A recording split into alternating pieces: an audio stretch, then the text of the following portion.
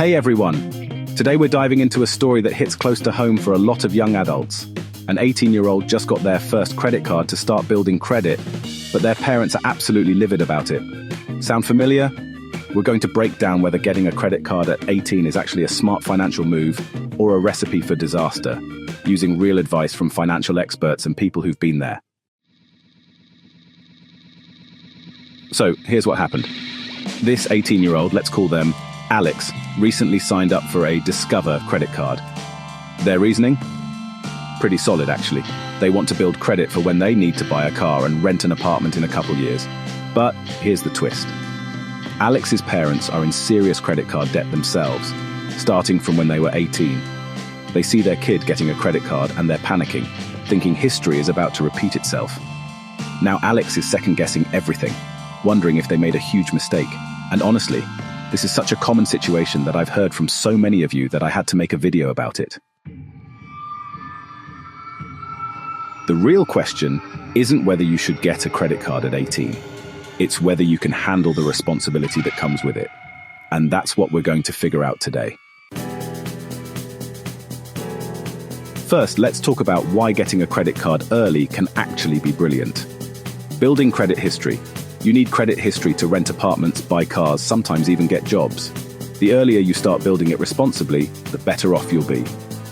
That 18-year-old who starts building credit responsibly will have a massive advantage over someone who waits until they're 25. Learning financial responsibility, a credit card forces you to track your spending and manage monthly payments. It's like, training wheels for adult financial responsibilities. Safety and convenience. Credit cards offer better fraud protection than debit cards. If someone steals your debit card info, they're taking money directly from your bank account. With credit cards, you're protected. Rewards and cashback. Many cards offer 1 to 5% cash back on purchases.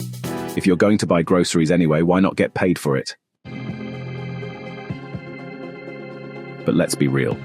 Credit cards can absolutely ruin your financial life if you're not careful. The debt spiral, for example, is what happened to Alex's parents. You start with a small balance, then interest kicks in. Before you know it, you're paying minimum payments on thousands of dollars of debt, and most of your payment is just going to interest. Overspending temptation is real too. Swiping a card doesn't feel like spending real money. Studies show people spend 12 to 18% more when using credit cards versus cash because of this psychological effect. And interest rates are brutal. Credit card interest rates average around 20 to 25%. That means if you carry a $1,000 balance and only make minimum payments, you'll pay over $2,000 total and take over 10 years to pay it off.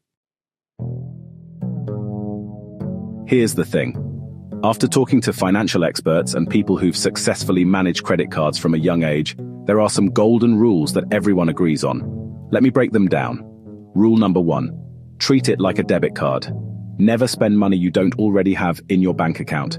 If you can't afford to pay cash for something, don't put it on the credit card. Rule number 2, pay in full every month. This is non-negotiable. Set up auto pay to pay your full balance every month.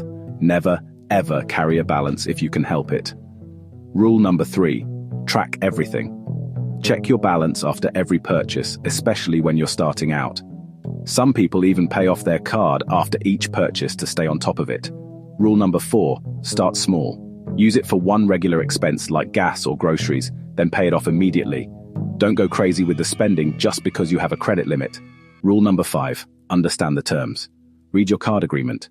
Know your interest rate, payment due dates, and fees. Boring? Yes. Important? Absolutely. Now, about Alex's parents being upset. I get it. They're projecting their own mistakes and fears onto their kid. But here's the reality. Avoiding credit cards entirely isn't the solution. In today's world, you need credit history. You can either build it responsibly starting at 18, or scramble to build it later when you actually need it for a car or apartment. The key is proving to yourself and your parents that you can handle this responsibility. Show them your payment history. Let them see you treating it like a debit card. Okay, so here are the warning signs that you should, cut up your credit card immediately. If you're only making minimum payments, that's a big red flag. Or if you're using your credit card to pay for basic necessities because you're out of cash. Yeah, that's not a great sign either. Another one, you don't even know how much you owe. Or maybe you're thinking about getting a cash advance. And if you're applying for more cards just to pay off existing cards, that's definitely a problem. If any of these apply to you, honestly, it's time to stop using credit cards until you can get your finances sorted out. All right, here are some practical tips to set yourself up for success. If you can't get approved for a regular card, start with a secured card. You put down a deposit, and it works just like a regular credit card. Also, set up account alerts so you know immediately when charges are made. Super helpful. Make sure to check your credit report regularly, by the way. You can get free reports from all 3 bureaus once a year. Another tip. Consider asking to be an authorized user on a parent's card with a good payment history, but only if they're actually responsible with credit. Oh, and don't close your first card even if you get better cards later. It helps your credit history length. So, look, Alex made the right choice getting that credit card, but only if they stick to using it responsibly. The problem isn't credit cards themselves, it's really how people use them. If you're mature enough to budget, save money, and pay bills on time, then, honestly, you're probably ready for a credit card. If you're not there yet, just work on those skills first. Your financial future is totally in your hands. Don't let your parents' mistakes become your limitations, but also don't ignore the lessons from their experience. What do you think? Did Alex make the right choice? Have you had similar conflicts with your parents about financial decisions? Let me know in the comments below. If this video helped you understand credit cards better, smash that like button and subscribe for more personal finance content. I've got videos on budgeting, investing, and avoiding financial mistakes that could save you thousands.